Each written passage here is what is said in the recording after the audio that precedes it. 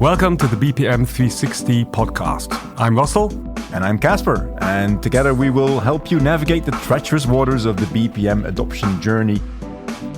I hope you enjoy the podcast. So Casper, here we are. At last. Yeah, finally. It's taken some time, hasn't it? Oh, yes, it has. Yeah, I think it's worth it. I think it's worth it. It's been a journey getting here, but at last we can now share our thoughts that we've been discussing for the last years. Yeah, we have. And share them with other people. And I think that's the basic idea of this podcast. It would be a bit criminal to keep them to ourselves, wouldn't it? Absolutely. All right, yeah. So let's do that. So why don't you explain a little bit, Russell? I know you for about, a decade now? Yeah, it is a decade. Our listeners don't. So who are you?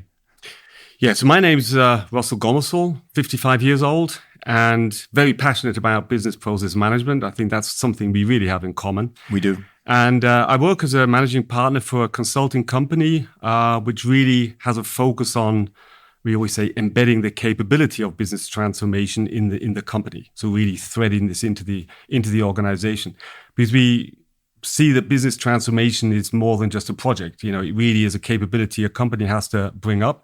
And here I see business process management. So this process-centric thinking, I think that's essential. That is really the core on how to establish this within the organization. And yeah, that's my background, that's my passion, and that's what I'm all about. So Casper, cool. What about you? Yeah, so my name is Casper Jans. I'm almost 50, just takes me a couple of weeks. Oh, yeah, I know. That hurts. I'm a proud resident of the Netherlands, born and raised there. I'm a principal business consultant for a vendor in the BPM universe, and been doing that for about the last 6 years. But before that, I spent almost 20 years in the manufacturing industry, doing loads of different things, but also leading a center of excellence for BPM. And that has taught me really a lot of things, because I can honestly say I've been there, I've done that. I absolutely share the passion for BPM, for business process management, as you do. For me, it already started when I graduated in the previous millennium. I won't say any year numbers, but when I graduated on process simulation and how the consultancy could use that. Oh, that's a topic on its own. It is a topic on its own. Yeah, it's making a comeback now, actually. Yes, I've seen that as well, but we're going to dig into that sometime. Oh, we will. As well. We will. What I think is astonishing about you, Casper, is that so typically if you say, you're working for a software company, it says, he's an IT nerd. It's all about, it's all about the tool. There's no need to start cussing me out. But I think that really is the point, is that I think we both agree that there is much more to it than just this one aspect, and that also brought us to the idea of the podcast, where we, calling it BPM 360 is really take on every angle. Every angle, around this. yeah. And so, we were also, I thought that was quite nice about our discussion. There's another podcast. Another podcast out there. So there's some good out there. So and there's, especially around business process management, BPM, not just beat per minute. There's even some very good ones out there, but we do have the impression that they're always like they're focusing on one perspective, which can be good because you can go really deep there, and there's a lot to be covered there. But I think that's really the core idea, that we do try to have a real holistic view on all aspects. Oh, absolutely. Yeah. And so I think one of the things that is very often overlooked is the organizational dimension when we talk about BPM. Yeah. It's very often a tool-driven discussion. And I think that's what we're missing in at least in the podcast universe for BPM. So we're trying to fill that void. Yeah, absolutely. Starting today.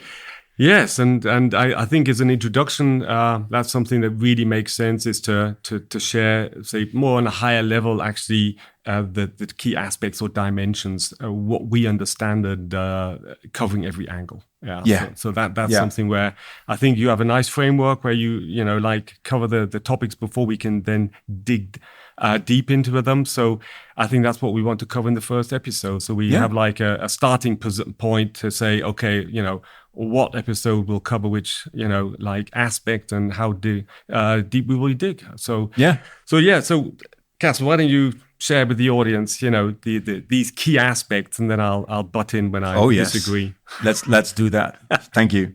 So in all of my endeavors with an engagement with customers and clients, and even when I ran a center of excellence on my own, I came to the conclusion that there's a couple of key success factors when it comes to having your business process management efforts adopted in a good way. And those four are basically sponsorship, and I'll come back to them, each one of them in a bit more detail in a minute. So sponsorship is one, governance is two, center of excellence as an all-encompassing term is three, and human affairs is four. And I'll save that one for last because I think that's a special topic. So we look at sponsorship real quick, Russell. Then okay. Two main subcategories in there. So there's your executive sponsor. So you need to have somebody in the organization that really understands what BPM is and fights for your cause. You need somebody to open doors for you and to de-escalate if it's needed. And the other part is stakeholders. I mean, you can imagine that when you start thinking about more process-centric approach to running your business, you need to think about people that own processes and subject matter experts and process experts, people that work with processes. Because in the end, let's face it, everybody is executing one or more processes. They might not see it that way, but it is what they're doing. So just to keep it there on a high level. Yeah, I think coming to the sponsorship, and I think it's correct that you start with that point as well. Because, yeah. I mean, I think with all initiatives that we see, normal projects, if they're more IT-based or any bigger transformation, without the real top level like sponsorship, if it's not strategic, it stays small and it's only a matter of time before it, let's say, dies off. So that's something I think that's in general. I think that nothing really astonishing or anything new about that aspect. No, but it's something that and that's something we'll be covering later more on examples or and more in deep is actually that it sounds easy or it sounds obvious, but you know how to really get there, and that's when things really turn tricky. And I think also around this topic of sponsorship is that the need to understand actually the sponsors in actually what is driving them. So there's a lot of other influencing factors that are driving, say, the attention of sponsorship, and really what is actually something that BPM can bring to the plate to really catch their attention and also keep them then as a sponsor in this area. And I think that's something that is really critical and something super challenging, where I think other topics are easier to say place, are easy ROI or whatever. Yeah. And it's something where we will see later also the covering process management properly is a journey. As I said, it's not just a project, so it's a journey. So how do you actually then sustain this sponsorship on a long term? I think that's one of the big challenges there as well. It's true, and I can see the difference as I'm working with two rather large organizations at the moment. One in which the CEO is actually the executive sponsor, and in the other one, the executive sponsorship lies at let's say C-4. Okay. I think, and you can see the difference in maturity and in the I'm just looking for the right word here, but in the way that they are able to make progress. Mm-hmm. In the situation where the CEO is your executive sponsor, there is also more pressure on the project and on the journey. So you have more visibility, but it also comes with more pressure, obviously. But it does also come with more budget, and let's face it. BPM is not for free. We need to be very honest about that as well, I think. Yeah. So we can fill a couple of episodes on this topic. Yeah, I guess. So if I then just move to the second one, and then would rather like to hear your opinion on that as well. So when you look at governance, so the second main key success factor is governance. And for me, governance splits up in two major things: ownership and procedures. Ownership meaning, what is the structure of your process ownership or domain ownership? So who owns what? Because ultimately, let's face it, when the shit hits the fan, it ends up at somebody's plate. And that somebody is typically your owner, the person with the responsibility and the accountability for the process and the way it's executed. and probably a whole collection of processes. So that's one. I'll give you the word in a second. And yeah, the second it's all fine. one, I just have some thought there creeping in. yeah, I can see that. That's a big topic, ownership. It is a very big topic, and we'll come back to it in a second. The other one, procedures, is about what kind of processes do you have in place to keep everything that you do up to date. And so the classical process of process management. Yeah, I typically like to refer to as management of change, because people very often forget that. Yeah, digging directly into that, yes, process of process management, it seems like so process-centric again. And I think with process management, people forget that it's embedded in the whole, let's say, organization. Yeah. And that also brings me back to the topic around the ownership is how hard it is to distinguish between the actual, let's say, operative ownership and accountability for the execution of processes, and then sometimes decouple, but sometimes hand in hand, the ownership and accountability for the process of change of this process. Yeah. So if I say, look, I'm a regional whatever manager, and I get told how to execute the process, these are the policies and these are the procedures, and I know that they're not good, they're not right, but I execute accordingly, then I'm accountable for whatever comes out, and I try to, let's say, do it as best as I can. Yeah. But then there is a distinguishable difference between ownership on accountability for the execution of processes, and then the actual management and the process of change within this process. And here I think this is something. It's also something from maybe it's a cultural perspective as well, but on the larger the scale the organization is, people are used to management structures where you have an interaction between like a headquarter that has a certain ownership accountability from a strategic perspective, and they have to collaborate then with the operatively accountable people in the regions. But it's something that is very hard to let's say to establish. Yeah, and there is always a mix up there. And of course, smaller organizations, maybe sometimes it's hand in hand, which theoretically makes it easy, but they also then finish up in a deadlock on scalability. Yeah, because they really don't have the means to actually then say, okay, now we have bought a subsidiary, bought another organization. We need to somehow find out how to work together. And this old model of say, I do the process, I do the change of this process, that this has to be, for certain good reasons, has to be decoupled. And how does that actually work from a stakeholder perspective? Then, the stakeholder setup is becoming more complex, and also ownership here becomes more complex and has to be also, brought into the organization, woven into the fabric here. And that's what I think is an old topic. Well, the interesting thing is that if you have a structured management of change process, the execution of that particular process might be decoupled from your ownership. But at a certain point in time, when you need to have approval on an upcoming change, if that change is radical enough, you'll end up at the regular ownership structure again, because you need to go for approval at the process owner. That's how so they will be connected, but they might be run by separate groups of people. And that is something I see as well, is that within larger organizations, you see these dual universe type of setups where I have a running business organization and I have a continuous improvement organization. And continuous improvement is then destined to be in control of the management of change process, because what they do is improve things, and improving what means changing something because you're doing something different. So it's really this is really a very intricate fabric of who does what. And I just got involved in a very lively conversation on LinkedIn on this last week, where somebody posted, I think it was another podcast who actually made a statement about ownership, and we got, with a couple of people and with the guest speaker, we got into a lively but very, very good conversation about what is ownership and how does it apply to a matrix organization, which is completely different again from a pure functional organization. So anyway, but I think we can fill a couple of episodes with that. So just moving on to number 3, which is center of excellence. So I said key factor number 3, center of excellence. I don't mean literally center of excellence. I just mean an overarching term around method and tooling. And in all honesty, this is where most projects just start to dig in first.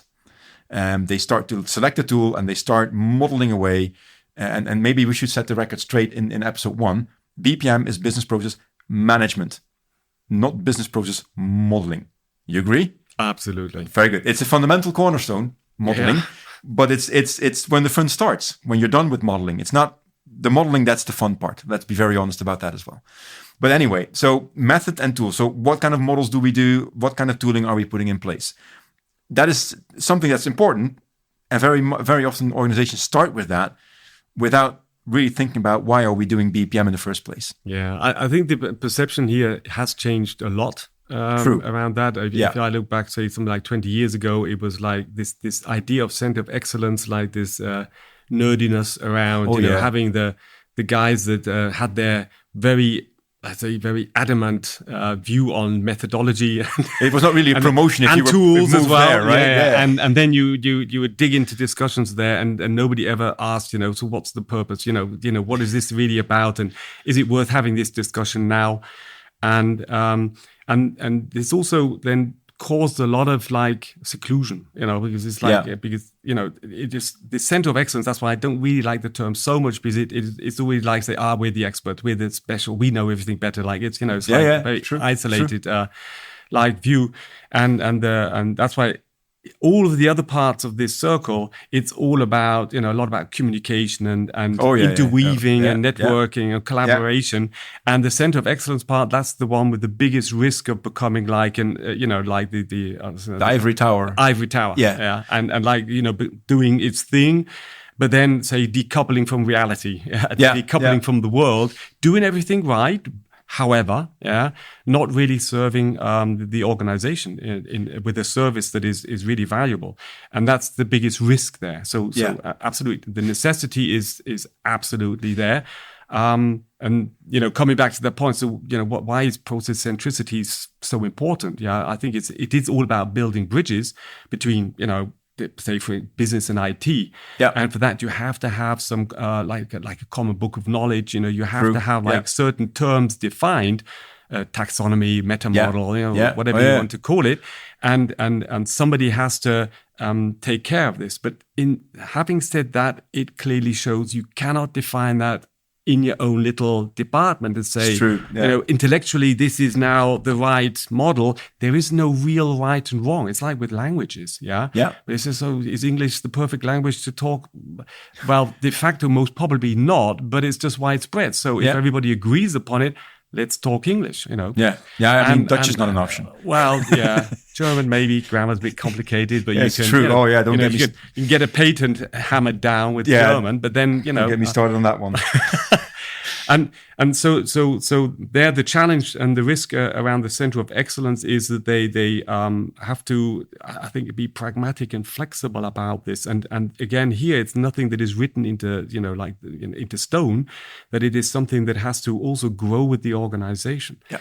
Absolutely, and that's where I think it's a topic where so it's nothing to say, this is the best tool and this is the best methodology. It says, wow, that's something that is really, it's like like nowadays you have even, I think France they have a committee for new words, and in England they I don't know how they actually decide on that. In Germany it's the Duden, but you have to extend that. It's like with language you need different terms and to be able to communicate.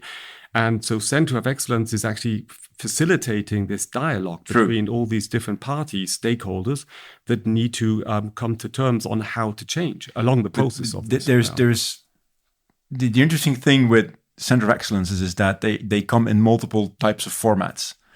And you can actually organize yourself in such a way that you minimize the risk on that ivory tower concept.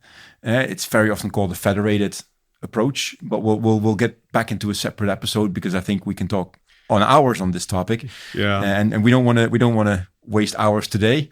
No.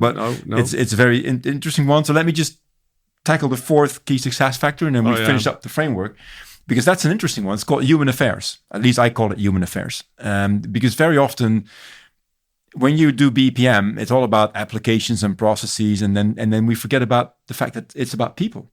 It's about the work that people do, the things that they need to do to transform input into output and to make money as a company. or to do something meaningful if you're a non-profit. I mean, whatever. So human affairs.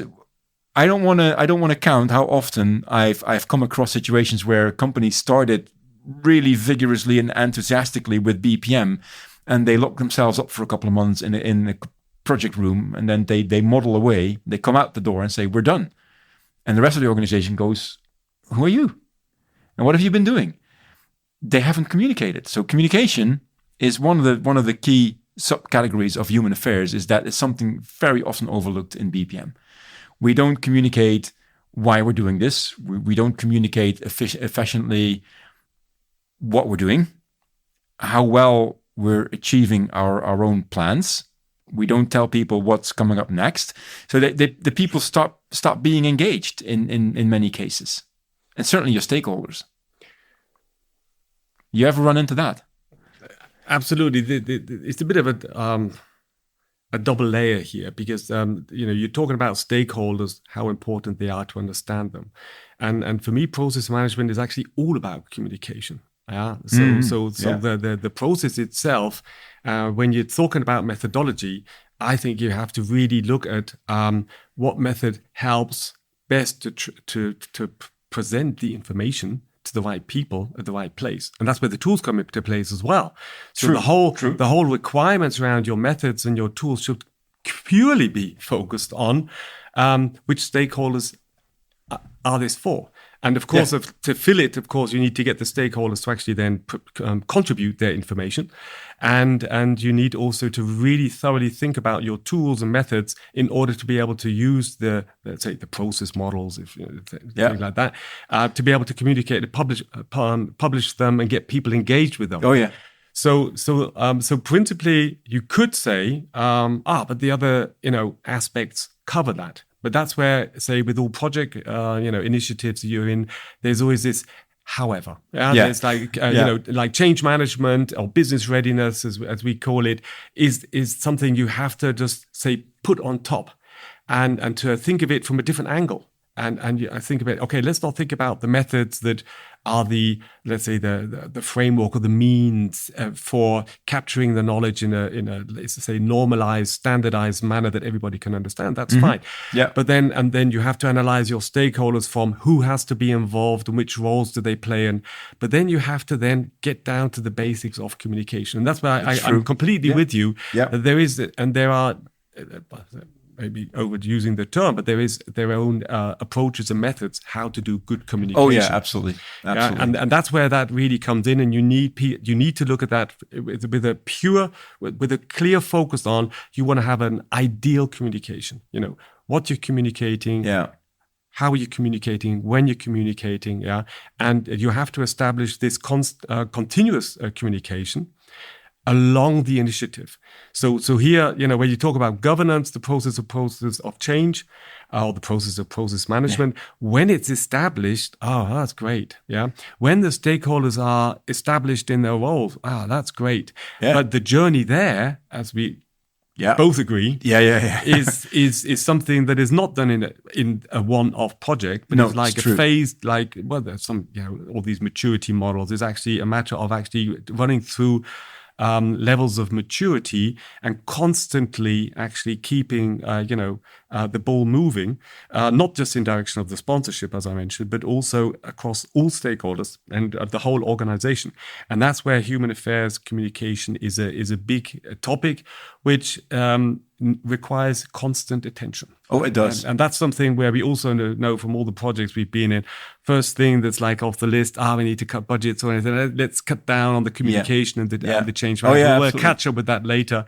And it's something that I think it really causes a lot of disruption to a lot of projects, and especially process management initiatives. Yeah, you're absolutely right. And one of the things that I realized, at least for myself, is that whenever you document something about a process, could be the model itself, it could be a regulation it complies with, it could be work instructions, and any piece of content that you put into the repository, as we call it. Yeah, it always serves a dual purpose. On the one hand, it needs to be created and maintained. Somebody needs to make it. Yeah, and that needs to be fairly efficient, because that's what you need to do, and it sometimes deals with big numbers. On the other hand, there is a consumption purpose as well. People need to digest it, because if people don't digest it, why would you document it in the first place? I mean, you could ask yourself that question. Yeah. So the balancing act that needs to be taken care of is, how do I very efficiently open up the information for digestion, for the consumption purpose, while still keeping it fairly efficiently maintainable? Because I think that the consumption purpose by now has overgrown the maintenance purpose in significance. If you take a look at it, and again, we'll come back to this in an episode. The group of people in an organization that do the creation maintenance is typically rather small. It might be 10, maybe 100 people. But if you're a sizable company that has 200,000 people and 180,000 of them need to digest the information, you need to focus on that group. And what I think very, very often happened, maybe less so now, but certainly in history, is that organizations start modeling. They typically do that in a functional decomposition. So if we have domains, we break them down into subdomains, and then we end up with processes. And then they simply open that up to the end users. But end users have no clue about functional decomposition, and they don't want to, and they should not need to. They want to find it either in the context of where they work or which end-to-end process they work in, and then find the information. And I think that realization is something that is fairly recent, maybe 2-3 years, that not just we as a vendor, but also the market itself starts to realize that. Yeah, and certainly that's something we'll dig into as well, as what actually chances AI has in that perspective, because principally then forcing through all this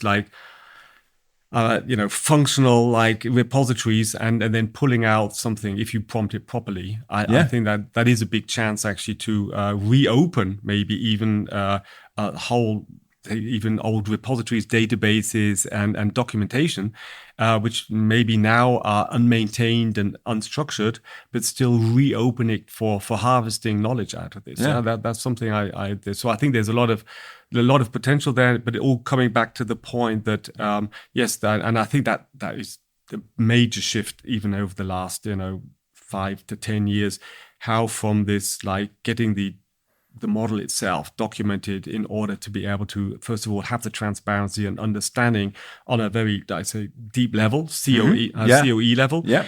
And now more and more see that also in the tools, of course, but also, a lot of talks around that is actually presenting this information in a form that it can be digested. And I think here there still is a long way to go. Oh, yeah. Yeah. And I think here, there has to be a much more. I think there will be a disruption in the whole approach here. So I think that's where dig into that later. So this model centricity around this whole topic that's hasn't really. It's been helpful, I think, in the past, because it fit to to a certain extent the I'd say the attitude or the philosophy behind it, and this setting up departments and setting up corner points and all this. But I think even process mining shows how much more dynamic that is. Oh, true. So where we would go in and say, okay, let's define say certain even just classical functional processes coming from quality management. Oh yeah. Let's put the departments up and let's take the departments out, but we still have the functional groups according to our organization, and everybody has this to do this.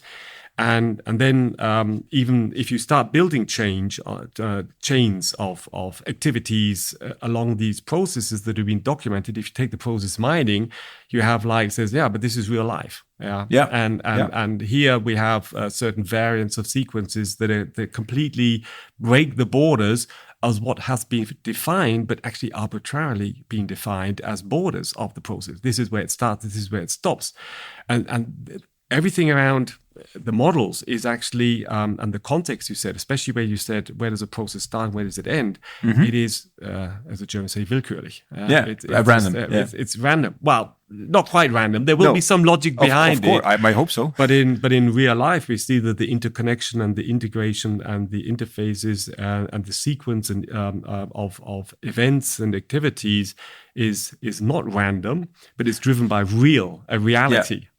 True. And I think here there is also a shift in how far can this be combined, or what are the insights there that actually then help us then map it, or into the classical documented compartments world. And I think that's so the combination of AI and data driven approaches is going to change this whole market a lot. That will be probably more than one episode that we talk about that. So we've been scratching the surface now a little bit. We talked about the framework. Might be good to talk about a little bit, who are we doing this for? So if you're still listening to this podcast until this point, you're clearly our audience. But or maybe if somebody fell asleep, or some child on the laptop of his father. We could still be their audience then. You never know, in 20 years, Yeah. Because I would, that's another anecdote for another time. I'll take on that. Yeah. Doing advertising on YouTube and wondering where all the clicks come from. And I think it was just a baby was clicking. The advert was being sent with some kiddies. A click is a click, isn't it? But so I think covering this like a generic framework, I hope we managed to dig into some topics to give a bit of a gist on how we want to cover it. But I think moreover it's about how do you actually set up, bring process management to the next level. Yeah. So I expect that the audience already has a profound experience or knowledge of business process management. Typically, they will be in a certain situation where maybe they're on one of these dimensions, they're struggling and they're wondering, God, am I the only one? And so the answer is no, you're not the only one. And best case, we can even establish like a community of people. Oh yeah, that would be nice. Of experience, process managers and get say into even a dialogue. So like over emails and questions, or invite them to interviews. And one thing I really think we can bring to the table, and we want to bring to the table and talk about this and open up the dialogue, is about the experience of all the challenges that do actually happen along that path. And as we were discussing this some of the time, I said, it's typically you have this initiation point, which is then project-based, and you have a dedicated use case. So it's like the audit managers say they have certain findings. You have to, you have to do this better, but not just get rid of that issue, but you have to then set up a systematic approach to avoid this in the future, and that's when process management comes in. Yeah, it does. And they say, you want to standardize. You bought a company, you have to kind of like merge together. You need to get to understand each other business models or operating models and get together. It's a case. So here you have like the sponsorship, and you have like your funding, but you have expectations. Get there fast. Yeah. And so all these aspects are important that you mentioned. But first of all, they're typically driven, by 1, maximum 2 years use cases, and you get into certain let's say you achieve a certain goal, let's say a maximum. Yeah. And you're up there, but somehow you sense, but you're not always aware that somewhere along the line, to get it into the big the organization, there may be another level of maturity that is outside of the bounds of this initial use case. So you're looking at a local optimum instead of a global optimum. I think that maybe our ideal audience of people are somewhere on the way up to their local maximum, or maybe just up there and saying, oh, that's going down. Where will I land on the other side? And so how we can talk about getting onto that level, but also thinking about how to sustain and expand process management into an organization to the next level. That sounds exhilarating and ambitious. Ambitious, but let's also be honest, Russell. I think between the two of us, we have 40 years of experience around BPM, maybe even more. Yeah. So we've seen pretty much everything. So why not give something back? Absolutely. I mean, it's one of the reasons why I certainly wholeheartedly agreed to start doing these podcasts with you. And I couldn't think of anybody else to do it with, but I think that we're going to be able to share some of that wealth of knowledge that we've built up over the years. Blood, sweat, and tears, but we'll get it there. Yeah, absolutely. So that means we're looking for the people with a profound background knowledge around BPM, practitioners. So it's not just consultants that we're looking for. We're looking for people in the business using BPM on a daily basis, and we're very much interested. And that's a call out to all of the listeners. Send in your questions. Yeah, we'll open up an email address for that. I think we already have it, but I don't know it by heart. So please excuse my ill preparedness here. But we'll share it in the notes of the podcast when it publishes. We'll have an email address. Send your question in, and if we have enough questions, we'll dedicate an episode each time to answer them, instead of us having just to come up with something. We would like to love to answer your questions as well. Yeah, absolutely. And I think nowadays it's also easy to set up meetings with people. So if anybody has some questions, we'll definitely be reaching out to you. But as I said, we can play it either way. But it would be great to bring out this message that how important it is, and really help each other on gaining a better understanding of this and overcoming, all these challenges that are along the way. Yeah. And then just to stress out, this is a personal podcast that we're making. Absolutely. So it's our views and our views alone. So, yes. So as the Germans say, ohne Gewehr. If I'm not mistaken. Yeah, that's ohne Gewehr. Yeah, I always, I have an English background, and I always remember sitting in front of the television with my parents, and in Germany, and they always had the pulling of the Lottozahlen. Oh the lottery numbers. Yeah, lottery numbers. And he always says, they always had these numbers there, and under said, he said ohne Gewehr, and I said, why without a rifle? What's that got to do with with any weapons and all this? And it took me, I don't know, I was like 5 or 6 years as I came to Germany, so it took quite some time before I said, what does that actually mean? Why do they always have that there? It says you can't enforce the money with a rifle. Do you want to know what the Dutch word for rifle is? No. Geweer. See. Ohne Geweer. So for us, it was really literally like, what? But so without any warranties and guarantees. But I think we can have we can look back to a good first episode, Russell. Yes. And let's continue the journey. Let's wrap it up and continue it. Okay. So thank you for listening. Yes. Thank you, Russell, and we'll get back into the studio quickly to start recording the next ones. We'll do that. All right. Thank you very much. Thank you very much. Cheers.